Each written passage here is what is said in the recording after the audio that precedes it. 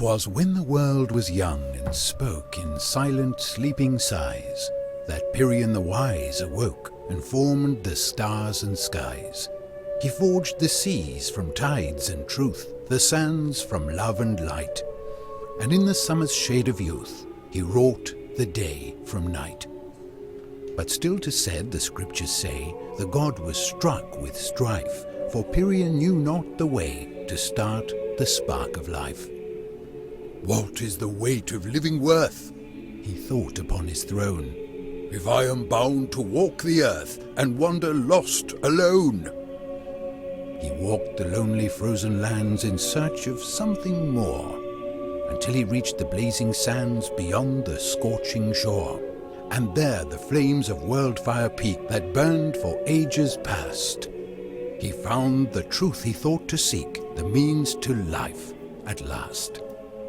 The embers danced beneath his hands and shift and spiraled free, and from the burning blazing sands the phoenix came to be. Its coat was gold and silver shade, its fires waxed and waned, and in the first the god had made, a part of him remained.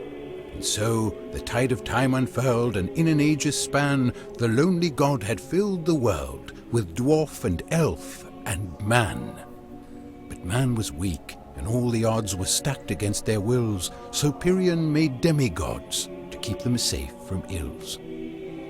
To hold them back from pain and plight, to sharpen steel and swords, to keep them safe from beasts at night, was Proctus, Lord of Wards. To heal the sick when plagues had passed, to give them strength and wealth, to help them love and live and last, was Halarin of Health. To barter, toil, and trade with ease, to tote upon a steed, to ferry freight across the seas, was Cepicles of Speed. To guide their jealous zest for more, to will with wisdom's sage, to offer sport instead of war, was Furere, god of rage. Last of all, to judge their worth and hear their final breath, to see them pass beyond the earth, was Necrus, lord of death. So Pyrrhion stood far above and felt his pleasures swell, to watch below with peace and love, content that all was well. Man alike was proud to pray, to praise the god and fate, but just as dawn succumbs to day, so envy leads to hate. To see their maker loved in light and evermore adored, the demigods rebelled in spite and slayed their trusting lord. And all the pain and scorn and strife of hatred twist and swirled, and flood across the land of life, and chaos ruled the world. But far away beneath the light, beyond the burning sky, the phoenix rose from out the night and stretched its wings to fly. Its coat was gold and silver shade, its fires waxed and waned, and in the first the god had made, a part of him remained. Hey guys, and welcome to Flamebreak. Flamebreak is a very interesting rogue-lite with probably the most randomness I've ever seen. How it works is, you start out with 4 basic races. These are always unlocked and always have a chance of being a choice of. There's additional classes that you can unlock as you get Spirit. Spirit is just pretty much XP. Think of Spirit as XP. Then, once the game has chosen your 3 races, it will choose 3 weapons at random. These are the 4 you always get, and you unlock more with Spirit. Lastly, once you have your 3 races with their 3 weapons, each the game will pick 2 skills for each race. So you have compounded on it. You have 3 different races from all your races, with 3 different weapons from all your weapons, with 6 different skills from all your skills. So it's very interesting and has a lot of randomness and variability, so you'll never play the same game twice. And then even in the game, there's a lot of different things that happen. But we're just going to play a general game. There's certain abilities you want to go for and certain weapons you want. So The sword is probably the worst weapon because it just has it has no ranged ability. Ethereal projection is possibly the best ability, with Shadow Strike being equal, better, or a little bit worse. Pretty much their teleport abilities. The game has a lot of action elements, so being able to move anywhere in the battlefield is really important. Shadow Strike lets you move immediately, so it is very powerful. However, you can only move towards enemies, where Ethereal Projectile, although a little bit slower, lets you move anywhere. So, and it has a possibility to do a little bit more damage, doesn't it? I guess, oh no, it's based on attack damage. But this, you deal damage when you hit them with the projection and when you jump, where this, you have to attack them. But it's still pretty good, but yeah. Looks like it's, I guess it depends on your weapon. Because this does 125. So, but anyway. Flame Wave and Skeleton Mines are just okay. Shockwave is quite powerful against bosses because it's pretty much an interrupt. Exactly like I said, it has a just under a second stun duration. It's very powerful, so we're going to go with the spear. Lords have warped the lands and forced its beasts to fight. The ravaged souls that stalk the sands, the creatures of the night. But Pirion the Wise resides within the Phoenix, free. And where his heart and spirit hides, your journey's end will be. I just love the narration in this game. So between every part, there will be narration. So we're going to do one world in each game. So I probably didn't explain to you, but the spirit doubles as a ranged weapon. And I think that's why it's so good. You get the ranged weapon, and then you also get kind of a melee weapon. So if you attack, though, before you can throw again, you will reset the range.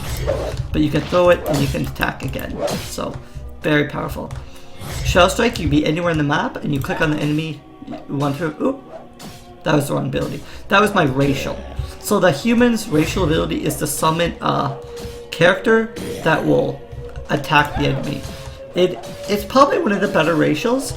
In general, however, I don't think racials are the most powerful. But the humans is very good because enemies will attack these. In a lot of missions, you're going for a flawless, which you'll see later. So, anyway, the Shadow Strike allows you to teleport. But the thing that's really powerful about Shadow Strike, you can do this: teleport, and you can use all your abilities right away. So you can rebind your skills, which is really neat. I usually don't, because I find that I can just figure out which one's each. So you get 4 items. You can get a Spyglass, which reveals an area. The Warp Stone, which moves you 3 spaces. Dust, which reveals secret passage on any impassable terrain on the over map. And then you can use it on shop to get extra purchases. However, mountains are not impassable terrain that can be dusted. And then health just heals you. So as you move on the map, shadow will envelop the land slowly from the top. So you want to make sure you're progressing and not wasting time because you can't go to every area. So I don't recommend going to the shops right away because it wastes a turn. So you're going to want to be building up gold. So you do want to try to go for your flawless. So that's what I'm talking about with the Shadow Strike. You can use Shadow Strike to escape. Oop. I'm screwing this up. I should be waiting for the throw to recharge. But there you go, flawless one. It is a game that requires patience. Hazard areas, I do not recommend going to. They're generally not worth it because they usually have a bonus something that will damage you, and generally you take more damage than the item you get, so they're generally not worth it. However, if you are especially good though, they could be potentially worth it.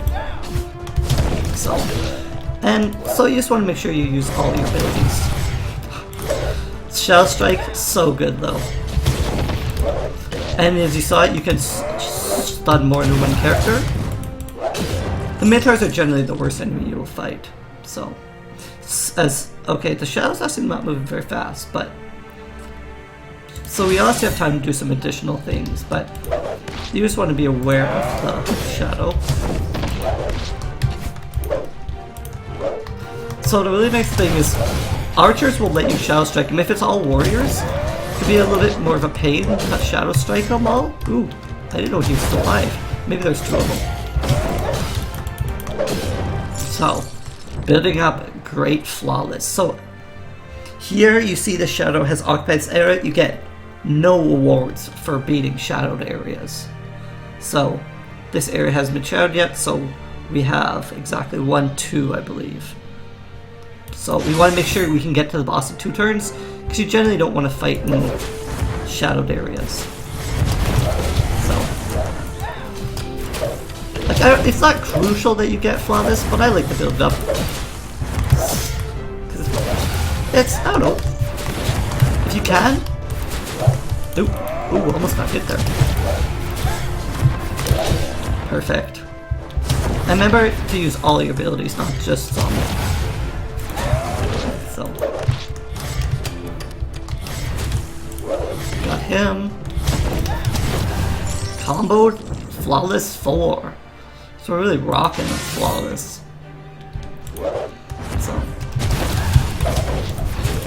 So that's the thing I love about Shadow Strike, is you can just unleash all your abilities on an enemy. So the human racial, it actually has a longer cooldown than most of the racials today. I should actually be using Shockwave as well, because when you're close, there's a higher chance of really rocking you. So, go fight the boss without taking any damage, it's pretty impressive.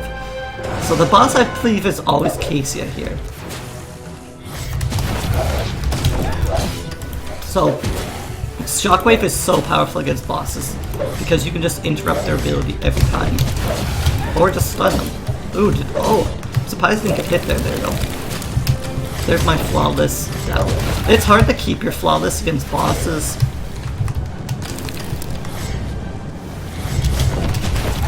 So, I generally lose against bosses, but not the end of the world. Oops, I ran into that one kind of. So, like I said, I'm playing this a lot. I think I just did one round, so. And there's our 10th spirit. And so the forest rivers flow, the waters weave and wind, the shifting shadows creep and grow, above, below, behind, before the final fallen trees beyond the forest fates. Upon the hollow, haunted breeze, the northern passage waits. So again, we're not going to go to the store. Actually, could we go to the store? I'm just worried the shadow's going to creep up on us too quickly, because we're going to have to go kind of around. Because you don't want to be trapped in the shadow. I'm just going to take a risk, avoid the town, see if we find another town as we move up. So we don't currently have any flawless, as we've lost it all in the last against the boss. Not the end of the world. Ooh, bear trap. I haven't actually seen that ability. I've never actually haven't fought in this area yet, so everything from now on is new.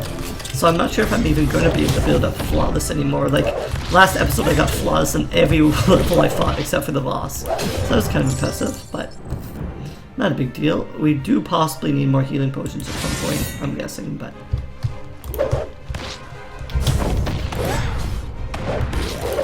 So these guys are actually not too bad because they show you the area that they're gonna attack. That's not too bad. Spears, just gotta keep an eye on them.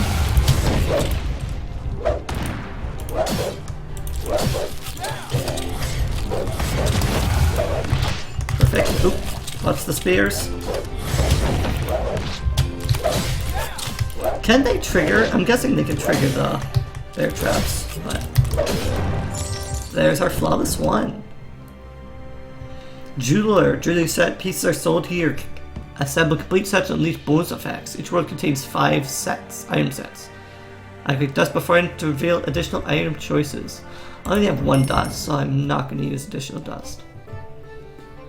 So we have Bolt Thrower's Amulet, Ring, and Helmet. This is the amulet.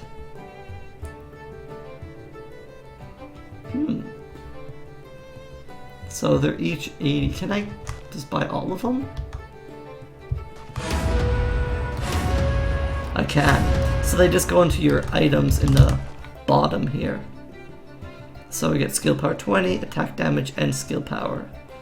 So we don't get the skill completion effect unless we actually complete it, but it's pretty good actually. So the shadow actually hasn't moved ahead at all. Okay.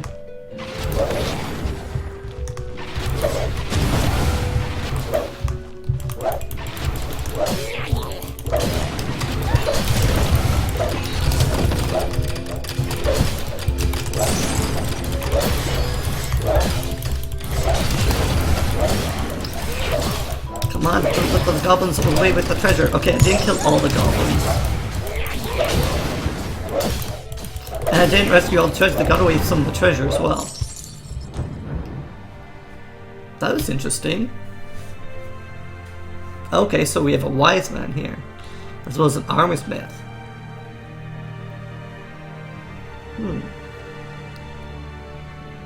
So we still don't have any items. Yeah, I'll go with blacksmith. 150 health. Ooh, so this is part of our set.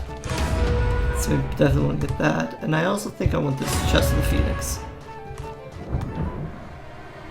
So the shadow is now encroaching on us. So we want to start moving a little bit at least.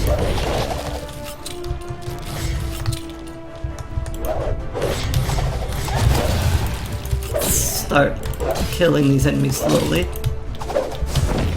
I'm not sure if these guys... Oh, it looks like they have some kind of glaive. Dude, that was kind of scary. Perfect. Just pull a weapon and we can combo that guy. To build up our flawless. Oh, now you have to pay to... That makes sense. So that was kind of a waste of a day. But I guess we did advance. Don't think I got hit there, but I possibly did. Stun him.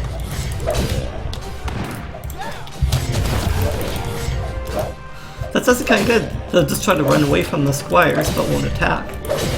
So that's an easy way to build up another flawless. Well, I guess I go to the town. I won't have anything to buy. This is the cheapest way to restore health, so... these are additional new weapons, which increase... Oh no, these aren't new weapons, they just give you bonuses. 3 dust of appearances. No, a little bit too much. I'd rather have items. Okay, so we have another turn, so I may as well attack. Wasn't sure how quickly the shadow was advancing. Oop.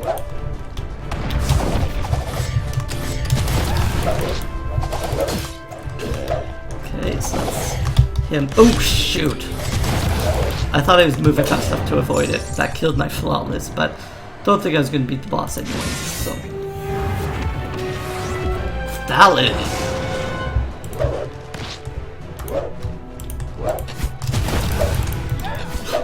That's pretty good, actually. Because I can teleport away every time he goes to attack me, and the other time I can use my minion to distract him. Oop, did take damage there though. But not a lot, so not that worried about it. Oop, and got myself zapped. So, gotta keep that in mind as well. I don't want to get zapped. This is possibly a boss that's best fought from range. But learning things about all the bosses. Oh man, we actually got... I started out this not taking any damage, and I took quite a bit. Pretty quickly after that. The northern spirits fall and fade, and in the black of night a single power splits the shade in silver streams of light. It turns upon a flaming tide of embers, burning gold, to watch you brave the pass with pride and walk the steps of old. And so the phoenix looks below on wings of crimson red. An arid wind begins to blow. The desert waits ahead. I do not think we want to go to town. I think we just want to collect more money for when we go into additional areas. So this guy I think is, we want to focus on him, because his ability is quite powerful. Let's see if we can stun them. Perfect. The Minotaurs are generally, I think, the weakest enemy, because they actually stun themselves when they attack. And then they stop themselves. I actually don't want to stun them like that, because he was already stunned. Ooh, almost got ourselves hit there.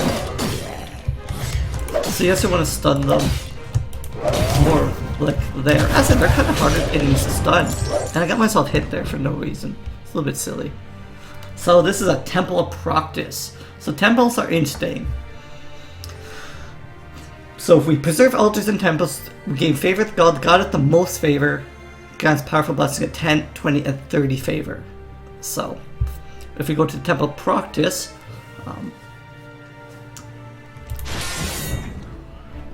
so temple enemies take less damage. So we don't think we want to destroy the temple. We want to just destroy the enemies, I believe. And I think God haven't done this part yet, but that's my understanding.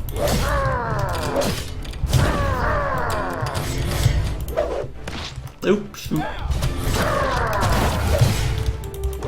So I believe if we destroy it, we're actually working on a different god altogether. I understand how that works, so. Oop. We very well could have got ourselves hit there. So we definitely want to use the ranged ability of our spear. And just take our time with it. What was that? Ooh, holy crap. We almost got ourselves killed there. Guessing the orc can heal themselves in some fashion? So we have a lot of them almost dead. Perfect. Okay, yeah, they can eat my human. Oh no, they just do that randomly, it looks like then. It makes them bigger and more powerful. See, seems like you want to kill them quickly rather than slowly. And we can't get hit again or we'll die. Okay, so that's him dead. He's gonna eat to make himself bigger and more powerful again.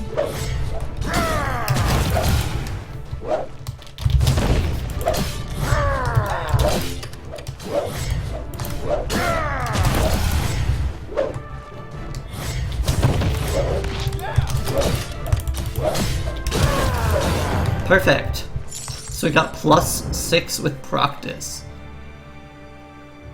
So we do not have 10 with any one god yet, but we probably want to go to the town. The only thing about going to town is, well, we had to go to town because I need the cheese. Eye of the Sifter. Extra purchase at every store. Operation and axe. It's at a sale, so I can get it for some bonus damage. So yeah. Oh, yeah. That I'm sure that counts as a turn.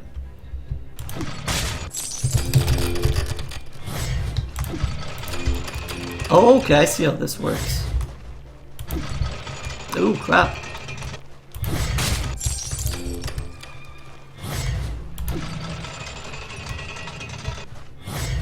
That's a really interesting little mini game. So I've got smarter here how that works. Mini boss. Well, we don't really have any choice. So fire trap. So this is what I mean by traps. So traps will appear. These are the hazards, rather, I'm speaking of. This is actually not that bad of one, because it actually tells you where it's going to appear. A lot of the hazards, you don't know where they are going to appear. So they're really pains in the butt. The worst one, I think, is the meteor trap, because you don't know where the meteors are going to fall. They just kind of fall randomly. They don't do that much damage, but if you're going for a flawless, it's pretty much impossible. There you go, 60 gold is a pretty good amount. Go here, to still want to get trapped. Okay, so the shadows will lead to there, I believe.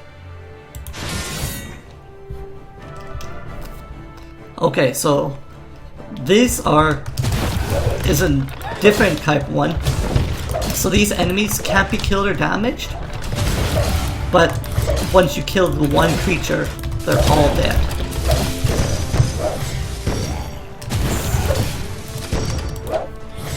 And these are actually just regular enemies, so we just got the flawless there. We'll go into the town.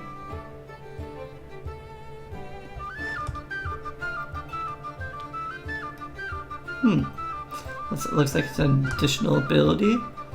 Wizard hat's on sale. Healing potion on sale. I will get a healing potion. I'm not sure. Okay, so that gives us another ability on Q. Is there? Okay, so I can't. Yeah, that's fine actually.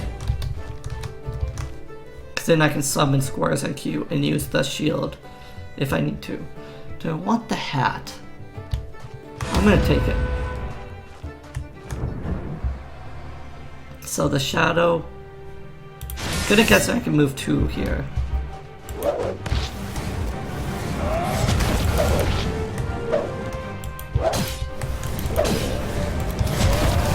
Okay, so that's kind of cool.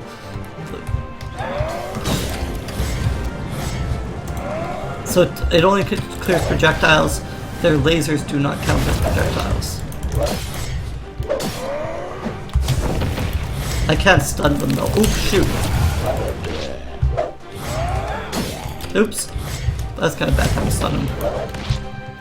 Or to summon that guy. So did not get my flawless there. Took a little bit down, but not too bad.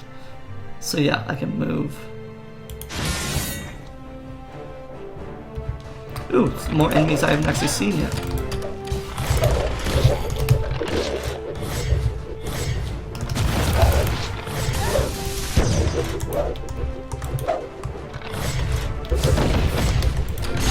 I meant to press right click, but I think I'd already used it possibly.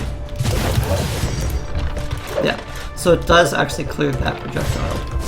It's kind of cool.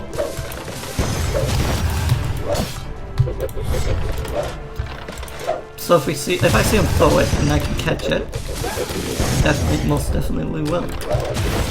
Oh shoot! Got myself hurt. So you can actually use the strong ability.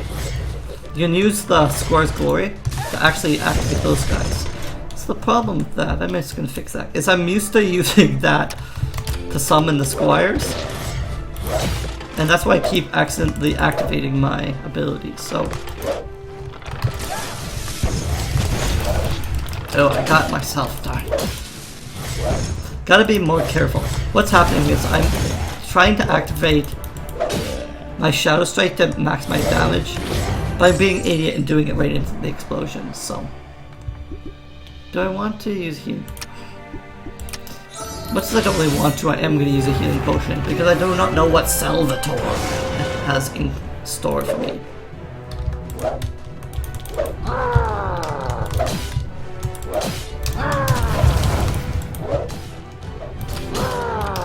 So my projectile blocking will not.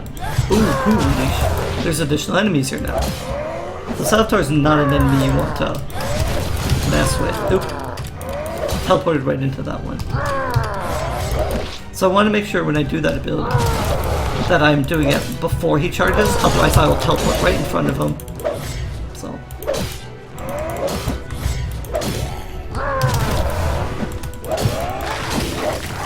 Oh.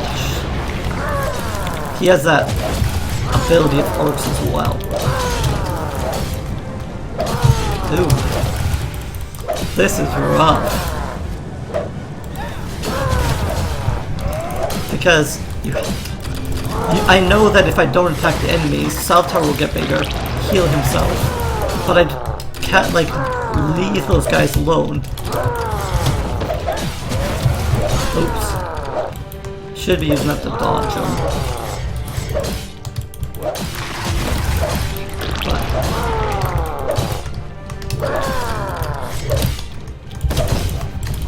I could also use that, but I have been defeated.